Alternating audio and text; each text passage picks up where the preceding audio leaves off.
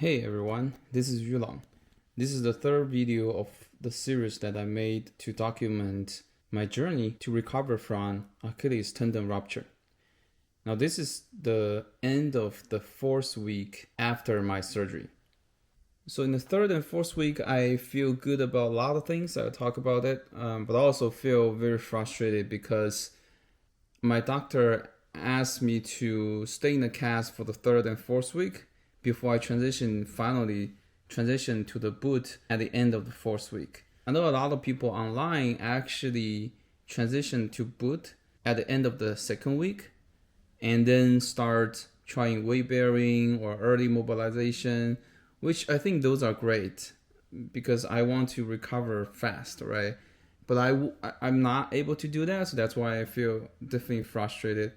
I mean, I did actually try to do some weight bearing even in the cast. I'll talk about that later, like how to do that. But because my doctor says non-weight bearing still in the cast for the third and fourth week, so I don't want to do too much. And also I just in case if there's something happens, right? So that definitely, at least in my mind, sort of make my recovery slower than a lot of people that I've seen online. But yeah, I mean, it is what it is. So I just have to follow the guidelines and then do the best that I could, given the current situations. I do feel the pain in the calf time to time, which I think it's related to the swelling. So because I only feel it when I, let's say, standing up or trying to walk for a while. So overall I think the swelling still exists. Other than that, third and fourth week, because I was in the cast, there's nothing else I could do. I just keep doing upper body exercises, and I start doing the toe exercises because in the cast, right? But most of the time your toes are sort of free. So what I could do is like you can lift your toe, crunch your toe, spread your toe.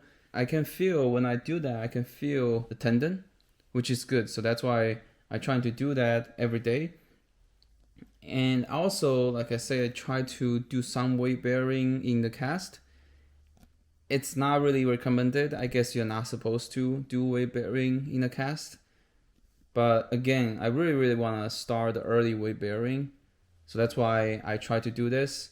The difficulty there is the cast is not flat, right? In the boot itself is flat, but the boot has a setup make you keep your foot in sort of the plantar extension position while you can still walk on it, right? Because itself is flat. Well, the cast is not, so it's really difficult to walk on it. Initially, I was just trying to walk with my toes touch on the ground, right? Because your entire leg is fixed by the cast. And later on, I strapped a wedge on the bottom of my cast, so that makes basically the surface that touch the ground a little bit flatter than the cast itself, and that actually makes the walking easier. And also, I can actually trying to hit the ground with my heel and trying to do some weight bearing. So I do some very light weight bearing, 10-15% of my total weight. I'm trying to achieve the target of 25% of my total weight, because I think the common early weight bearing protocol is to have you achieve the weight bearing of 25% at the end of third week, right? So my plan is to achieve 25% at the end of fourth week. Like I always wonder like how you know that you are doing 25% weight bearing, right? What helps me is a scale. If you have the scale, you put it on the ground, and then you basically standing next to the scale, and you put your injured leg on it, and then you can push your leg, adding force, and then see the weight of this force, how heavy it is, right? For me, I'm about like 140 pounds. So 25% is about like, I don't know, 35, 40 pounds. You just need to be aware of how heavy when you're pushing, that gives you 40 pounds. And that's your 25% weight bearing, right? And then next time when you walk, you will try to push that amount of force, right? I mean, of course, you cannot be that accurate. You can just like practice with a scale. You can even walk over the scale and to see if that particular hit of your leg is doing 40 pounds or 30 or 50, right? So basically that's how I do weight bearing in the cast. So next thing is about boots. There are, as far as I know, two primary kinds of boots. I actually had both. The first type is aircast. Here is the aircast. I was treated with this when I went to the hospital initially when I got injured. And for Achilles tendon, so this is for like not only just Achilles tendon rupture, but for all kinds of foot injury. But if you get the Achilles tendon rupture, they also give you this, which is 4 wedges stacked up, because, well, I mean, this is when you get injured as well as when you trying to recover, you know, with or without the surgery, you need to put this inside of the boot, and then you put your foot on top of this. How it works is basically it allows your foot to sort of keep the slope position, right? So that, you know, your tendon can heal. Why do we need these wedges in sort of 4 pieces? The reason is when you trying to recover from Achilles tendon rupture, you're supposed to start with this position, and then over time you will lose these wedges one by one, and eventually your foot will gradually return to the flat position, and that's sort of healing your tendon over time. So the other type of the boot is called vacoped, which is what I'm wearing right now. Let me show you what it looks like. So this is specifically designed for Achilles tendon rupture. You can see that instead of relying on wedge, boot itself sort of position you in the plantar extension position, and also instead of losing the wedge, there is this little switch where you can adjust the angle gradually back to the neutral position, which is your foot being flat. Like right now I'm on the highest, I think it's 30 degree, the highest position right now, which is equal to the 4 wedges in total, because I just started wearing the boot. Well, I guess this is one of the claimed advantage by vacoped, saying, you know, we can adjust the angle without taking off the boot, right? Because if you want to change the wedge, you have to take off the boot. For people who's wearing vacoped, saying it's much better than the aircast, for me, it does feel more comfortable wearing vacoped than the aircast. I don't know why, but when I was wearing aircast, especially when I was asleep, it could strain my foot, and sometimes actually I would wake up by the pain, and I have to loosen up the boot a lot. But at least the vacoped so far has been pretty good. In terms of the healing, so a lot of people argue that because this is basically same mechanism how the spling and cast would put your foot in position, it's much better than wedge, because if you look at the wedge, when your foot is placed on the wedge, it's not completely plantar extension. It's like this. Your heel is actually almost flat against this wedge, and your foot is following the slope, right? So it's a little bit different from the splint or cast or even the vacoped would position your foot. So some people are saying that, you know, this is not really shorten your tendon. So the whole point of keep your foot like this or this is to shorten your tendon so that it will heal faster. But then, yeah, so like I said, people are saying, you know, this is not really shorten the tendon as good as the vacoped does. So I'm not sure if that's true, because I didn't find any actual research sort of stating that vacoped is better in terms of the healing. But yeah, so I mean, to me, I guess it's just like it's more comfy. Although the vacoped is much heavier than the aircast, also bulkier. So it's definitely something to keep in mind with. Another thing that is accompanying the boot is this thing that's called Evenup. So here it is.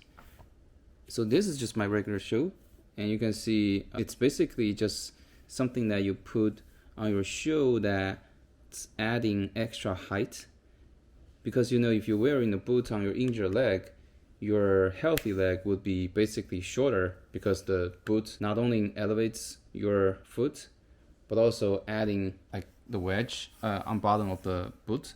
So your healthy leg will be shorter, and if you walk with imbalanced leg, the other half of your body is gonna feel very sore, like after just walking a very short distance. So having this really helps when you are wearing the boot on your injured leg. One last thing about the boots is the one that you receive from your hospital, from your doctor, potentially is returnable.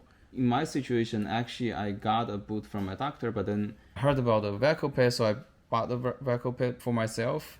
I asked my doctor, but the hospital doesn't carry the vacoped, so I bought the vacoped myself. But then that means I don't need the one that I received from my hospital anymore, right? And it turns out there is a return window for this kind of equipment, including the crutch that your hospital gives you. For me, it's 14 days after you receive it. And then there is this manufacturer phone number that you can call and tell them that you want to return this. And sometimes you can directly just return to the hospital. Sometimes the manufacturer will ask you otherwise. But in general, if you are in a situation like this, definitely remember to figure out if your equipment have a return policy as well, because potentially you can return them, right? So that saves some money. For me, I just, I only realized this after my return window already passed. So exercise for the boot. Once I'm in the boot, I can finally start doing some range of motion exercises. So range of motion exercises are basically just moving your foot around. First, you want to move up and down, and then you want to move left and right. I think for the first 2 weeks, you probably just only want to move up and down. I tried it the first time yesterday, and I could barely move my foot. I feel my muscle and the tendon are incredibly weak. I can barely control my foot, so I think there's a long way to go. I'm trying to do like 100, 200 reps a day and trying to see if it progress over time. But yeah, essentially what you're trying to do is you move up. Try not to surpass the neutral position, meaning where your foot is flat, and then you can move down as well. And that's just basic range of motion. I'm very surprised how hard this exercise actually could be at the beginning. So hopefully it will get easier over time. Another thing I want to talk about before we wrap up this video is biking with your boot. So I was trying to find exercises that I can do when I'm wearing the cast or when I'm wearing the boot. And apparently there are people online do cycling on a stationary bike with their boot on. I also find some Achilles Tendon Rupture recovery protocol mentions this stationary bike cycling as well. Usually you can start biking around 4 weeks after the surgery.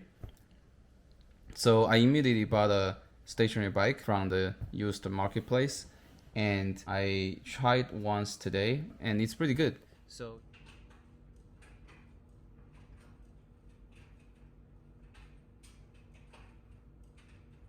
So you probably want to set the resistance to the lowest level, because right now you cannot really putting too much force or weight on your injured leg.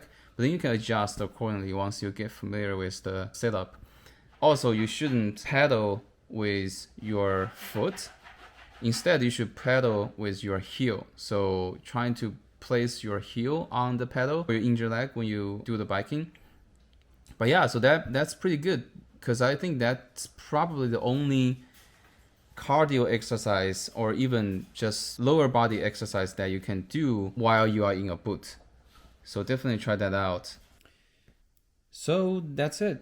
I think that's it for the third and fourth week. Next, I think I scheduled my physical therapy starting the fifth week. So let's see how it goes. But yeah, so that will be my update for third and fourth week. Thanks.